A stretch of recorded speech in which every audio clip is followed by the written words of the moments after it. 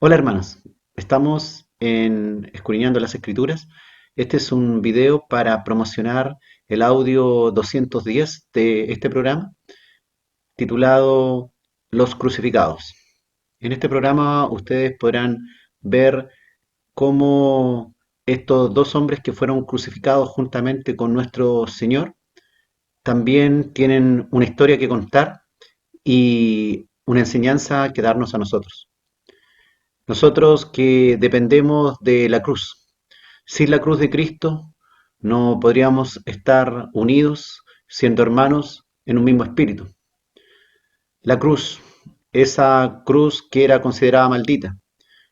Decía el libro de Deuteronomio que todo aquel que es colgado de un madero es maldito. Y esa maldita cruz se transformó en nuestra bendita cruz, que gracias a ese tremendo sacrificio de nuestro Señor y Dios, nos permite hoy día tener una sonrisa. Pues no estaríamos muy sonrientes si no hubiese, si no hubiese existido ese sacrificio tan maravilloso de nuestro Señor por nosotros.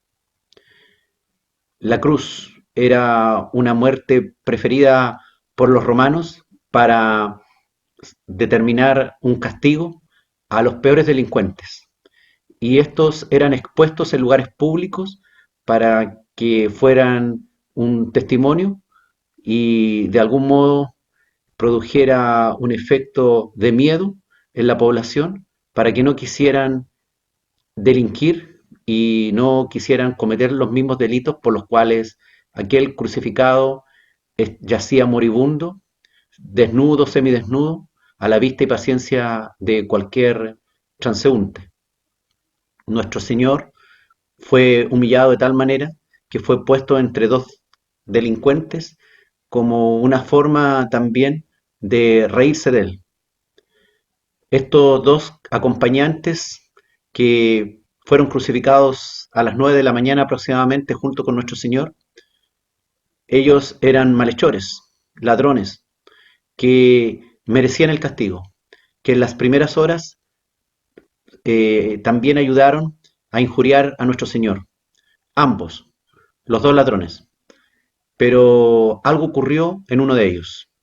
Pasadas ciertas horas, el ladrón que hubo un ladrón que siguió injuriándolo y el otro le contestó cuando aquel que le injuriaba le decía, si tú eres el Cristo, ¿por qué no te bajas de la cruz? ¿Por qué no te salvas tú mismo y no salvas a todos? Y se reía, se burlaba, le injuriaba con eso. Pero el otro le reprendió y le dijo que aquel que estaba en medio de ellos era alguien que no merecía estar ahí. Y dijo, reconociendo su culpa, que ellos sí tenían toda la justicia en su contra y en realidad era justo que ellos padecieran la muerte que estaban padeciendo, pero aquel de al medio no merecía tal padecimiento. Y después hace una declaración increíble, pues le dice a ese moribundo que estaba en medio de ellos, que estaba en peores condiciones incluso que ellos, le dice, acuérdate de mí cuando vengas en tu reino. Lo reconoce como rey, como poseedor de un reino, como alguien que va a resucitar de entre los muertos y alguien que va a volver a venir en una segunda venida. O sea, creía mejor, sabía mejor las escrituras, la había interpretado mejor que los propios discípulos. Pero fíjate que Jesús hizo viva la palabra de perdónalos, Señor, perdona a los padres porque no saben lo que hacen. Y en aquella misma hora no solamente perdonó las injurias que le había hecho un rato antes, sino que además le dijo, de cierto te digo, que hoy estarás conmigo en el paraíso. Y eso significaba perdón total de todos sus pecados, de toda su maldad, y le aseguraba que ese día moriría, pero ese mismo día también pasearía con él por los jardines del Palacio Real, allá en el reino de los cielos, en el tercer cielo, en el paraíso. Y el otro permaneció impávido y murió en unas pocas horas, al igual que el ladrón arrepentido. Esto también nos deja un ejemplo, que podemos estar muy cerca de Jesús, a la misma distancia de nuestro Dios, y unos serán contristados sus corazones y otros serán endurecidos sus corazones hasta el final. Unos irán a condenación eterna y otros irán a vida eterna. Esta salvación no es para todos. Usted ve ahí en la cruz, uno a cada lado, uno y el otro. Y uno se fue a vida eterna y el otro se fue a condenación perpetua. También nos da una enseñanza en que podemos tener oportunidad de salvarnos aún el último día de nuestra vida. Mientras haya vida en nuestro corazón, hay posibilidad de arrepentimiento.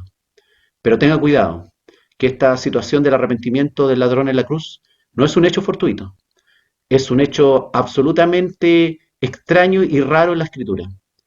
No espere que usted va a tener una posibilidad el último día de su vida.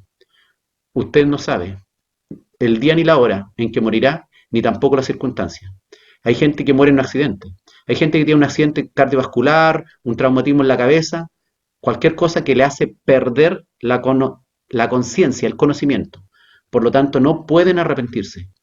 Hay gente que sufren de enfermedades mentales, esquizofrenia, derrames cerebrales, Alzheimer, personas que están vivas, que tienen aún el corazón latiendo, pero no se dan cuenta de su pecado, por lo tanto no se pueden arrepentir de su maldad. Si es que no se arrepintieron antes, ya es demasiado tarde. No esperes el último día y aprende que ese ladrón, incluso ambos ladrones, conocían la palabra, igual delinquieron, conocían la existencia de un Cristo, conocían la existencia de un Dios, igual siguieron una vida pecaminosa.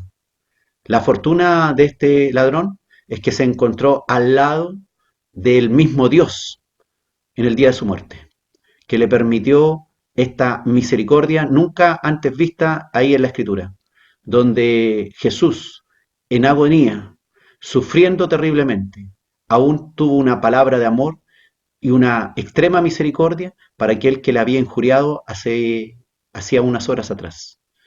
Aquel que se había burlado de él, pero ahora le declaraba su fe, le perdonó y le regaló una eterna estadía con él en el paraíso.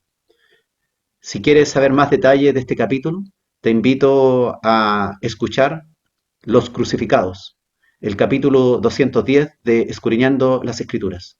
Tú lo puedes escuchar en programacristiano.com y si deseas seguir estas enseñanzas, te recomiendo suscribirte al canal y que Dios te bendiga y todo esto sea una edificación para tu vida.